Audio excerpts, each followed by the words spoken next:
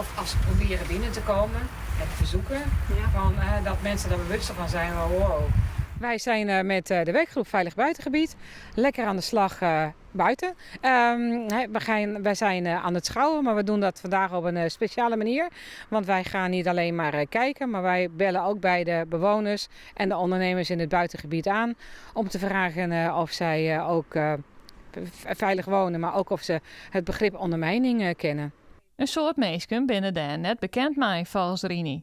Daarom lezen ze het uit om mensen bewuster te maken. Wij geven het in de gesprekken weer dat het eigenlijk grofweg betekent dat de onderwereld de bovenwereld nodig heeft. De onderwereld zijn dan de criminelen, de bovenwereld zijn de bewoners en de ondernemers die te goede trouw zijn.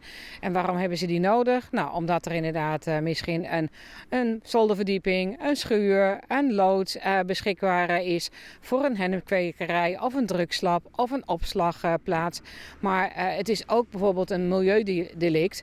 Stel dat er inderdaad drugsafval wordt gedumpt en dat lekt in de sloot. Daar hebben wij inderdaad als bewoners en ondernemers in dit gebied natuurlijk ook direct last van. Dus ook dat gebruiken we als voorbeeld.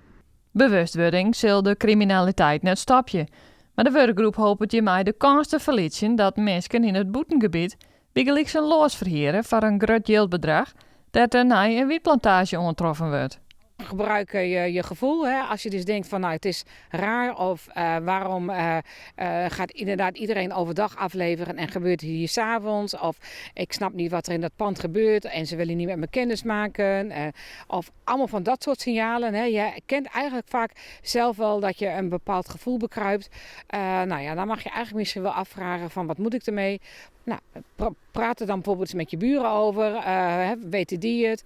En als je dat niet wil, ga naar de politie, dat kan altijd. Ook als je vermoeden hebt, wil je dat ook niet, wil je anoniem blijven, dan kunnen mensen zich ook anoniem melden. Dus staat los van de politie, je IP-adres wordt afgeschermd, je telefoonnummer wordt afgeschermd.